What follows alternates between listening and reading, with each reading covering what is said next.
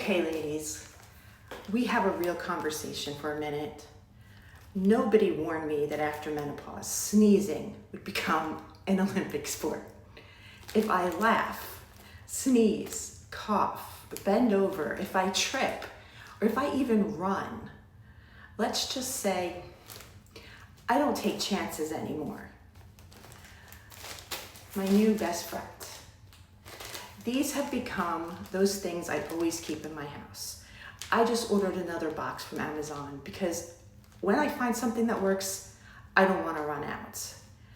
It's not the most glamorous thing to talk about, but it's real life.